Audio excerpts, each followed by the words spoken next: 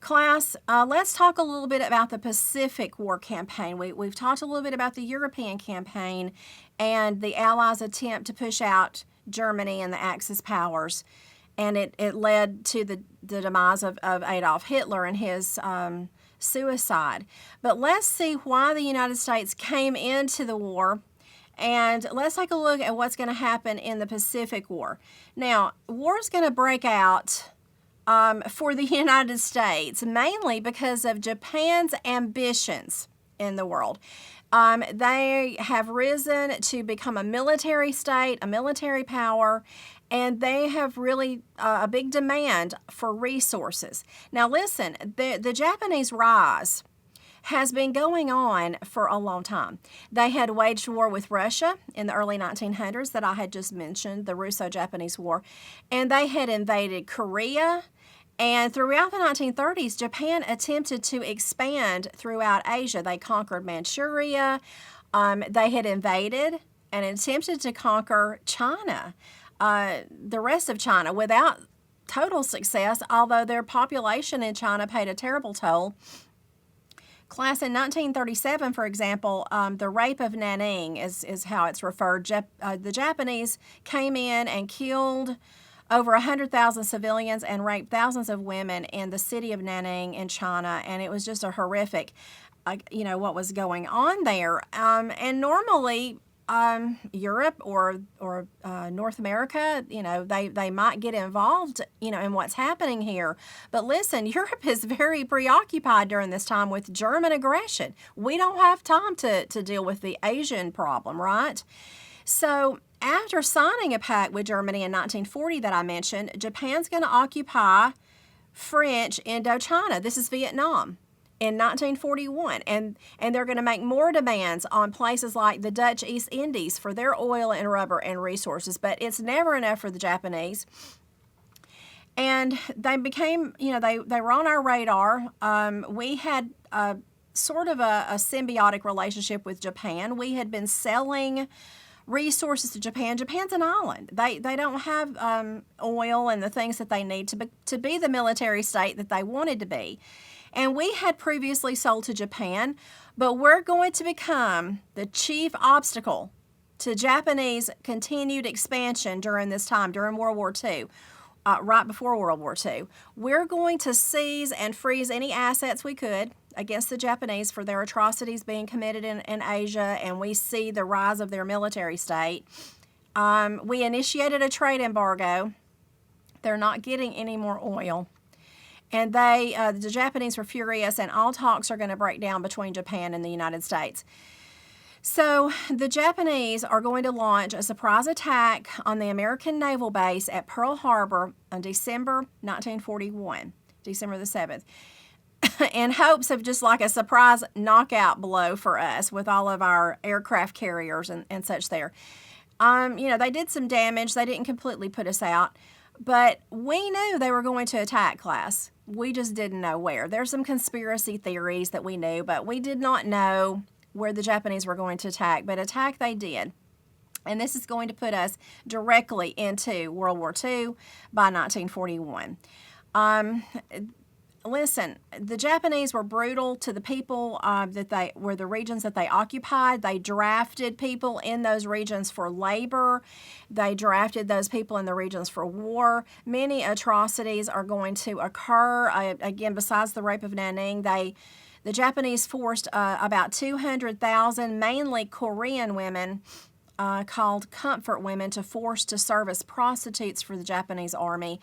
Listen, there's a lot of discussion today about what happened with the comfort women.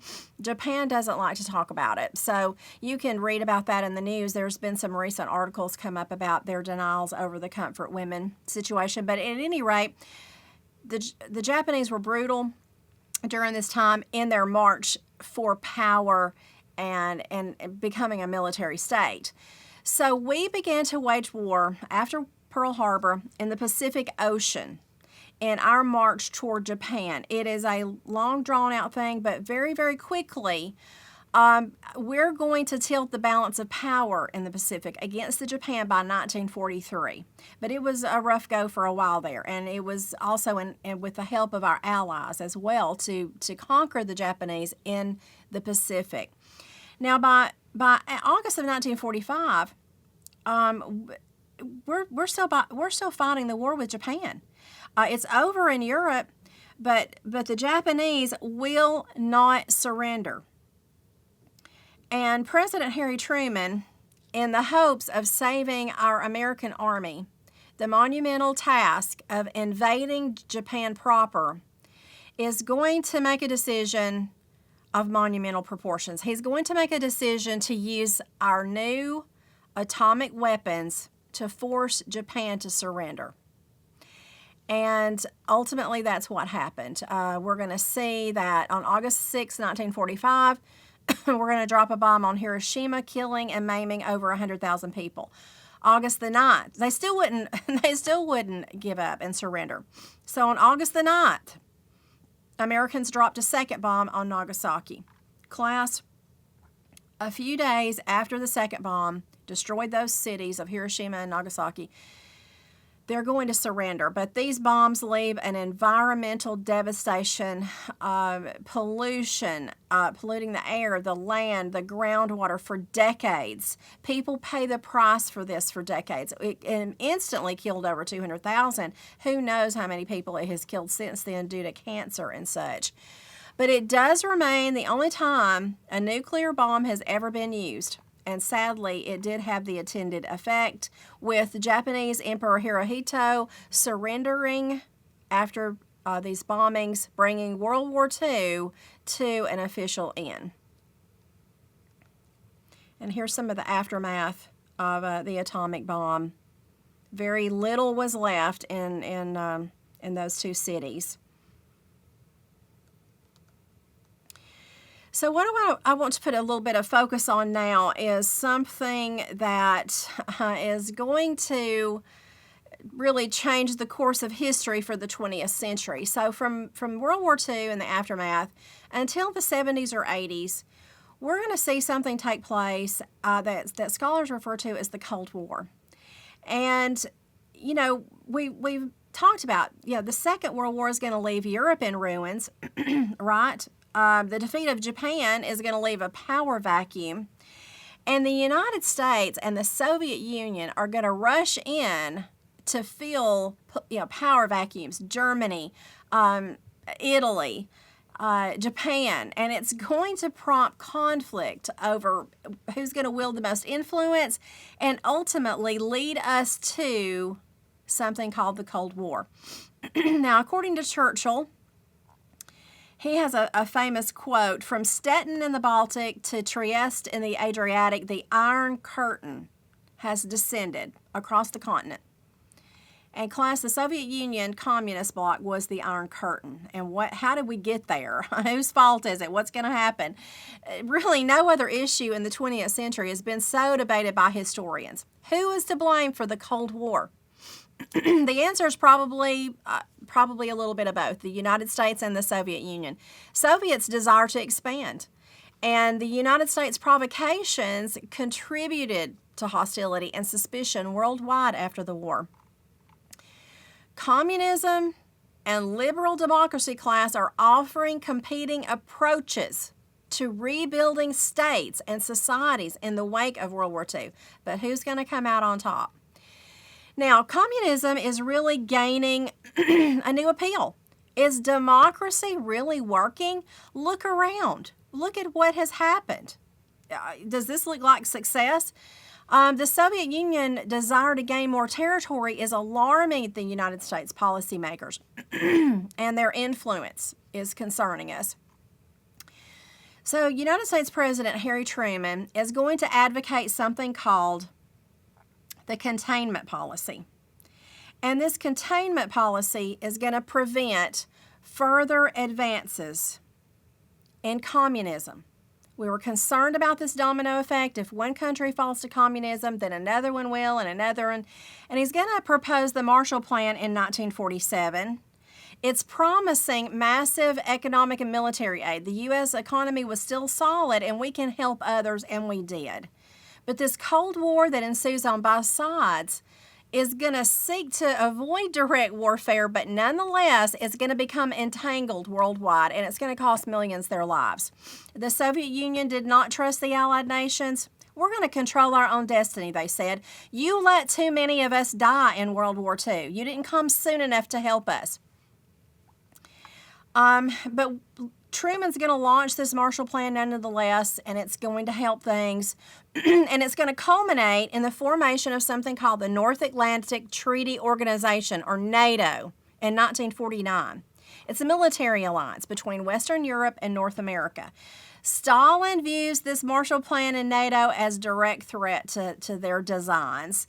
They believe the Soviet Union deserves to be dominant in Eastern Europe. And so in 1955, the Soviet aligns themselves with a Soviet-backed coalition, governments in the region that they have influence, and encourage them to sign the Warsaw Pact. So now we see NATO and the Warsaw Pact is going to have confrontations over the next 30 or 40 years and bring the world to the brink of an atomic World War III a time or two. But let's talk a little bit. Here's a map of the NATO and Warsaw Pact countries, if you want to take a look at that. And another one. And let's take a look at how this Cold War is going to turn hot, okay? So the containment policy that we were instituting is going to be tested right after World War II. The Soviets are going to attempt to seize Berlin in Germany. The Allies are going to respond with something called the Berlin Airlift. I had a picture there a few minutes ago. Shoring up Berlin to resist. And Germany ultimately, class, after World War II, will be divided into mutually hostile states, each taking a different side in the Cold War. The Berlin Wall is going to be built later, and it's really was a symbol of the divided Europe in the Cold War. Okay, but the atomic bomb is going to the nuclear age. It's going to change military affairs forever. The Soviets worked really hard to catch up with the Americans. When we dropped those bombs, they're like, we've got to have this. And sure enough, by 1949, they're going to test their first nuclear bomb. How do they get the ability to do make the atomic bomb? Spies, people, spies. And they're going to we're going to start this arms race. They're both going to stockpile nuclear weapons, the United States and the Soviet Union. Each side now has the power to completely destroy each other. Why? People are very paranoid during this time. But ultimately, I think that ability to destroy one another is really going to prevent a direct war between the two superpowers, but it's going to spark smaller conflicts. The first one up, the Korean War. First time the Cold War really turns hot.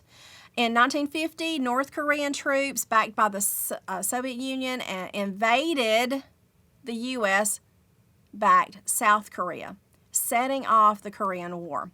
The United States and UN forces pushed the North Koreans back to the Chinese border, but then the Chinese come across to North Korea's rescue and drove the South Koreans and the UN forces back to the middle of the peninsula in Korea, right where they started. So in 1953, an armistice was signed to stop the war, but class, as we know, hostilities still remain in Korea, correct? It's still there. But that was a 3-year war for absolutely nothing. It ended right where it started. But this conflict energized America's anti-communist agenda, internally and externally, and it's going to lead to an increase in NATO forces. Now, the same concern to contain communism is going to lead the United States into the Vietnam War class. The French had ruled Vietnam since the 1880s. Remember the scramble for Africa and this wave of imperialism across the world? And people in Indochina, as it was called at the time, began to see this as an opportunity. Japan's now gone. They had came in for a while, remember. They're gone, and they're going to see this as an opportunity to lead their people into an independent Vietnamese nation state. So their leader, Ho Chi Minh, is going to take the lead and create an environment to allow the Vietnamese people to become their own nation state. All right, so when the French tried to restore their control back after World War II, the Viet Minh, Ho Chi Minh's soldiers in the northern part of Korea, is going to oppose them with the use of guerrilla tactics. And in 1954, the Viet Minh are going to win a really decisive, bloody military victory. Dien Bien Phu, I believe, is the name of the battle. And a Geneva Peace Conference was called, and instead of giving Vietnam their nation back, what they decide to do is they're going to take Vietnam and they're going to divide it into two zones, like we've done in Korea, which has been a disaster. One in the north, they're going to allow to be controlled by Ho Chi Minh, and then the south is going to be backed by French and American-supported government. I'm not going to go so far as to call it a democracy, but they were, our puppets, so to speak. France eventually pulls out, and it's going to leave the United States there for 10 long years.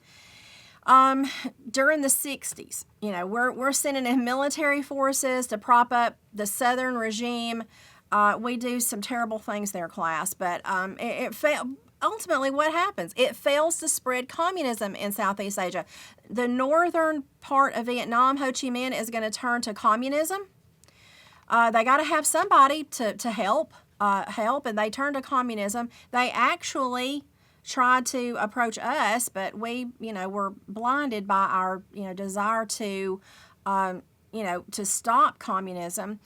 And the South Vietnamese government, class, is going to collapse in 1975, 2 years after the final withdrawal of the United States troops. And after the war, these anti-colonial leaders are going to, really try to dismantle the European order all over the place. We're going to see this take place over and over and over. For example, China is going to have a rebellion, and they're going to turn to communism too, but it's a different kind of communism that the Soviet Union embraced. China and the Soviet Union were never really big friends. What it's going to lead to, class, is the United States and the Soviet Union are officially going to become the world's superpowers, lasting through the 70s and early 80s. Listen, there's a lot of debate today over if the Cold War is back. Some say it is. As usual, class, keep in touch.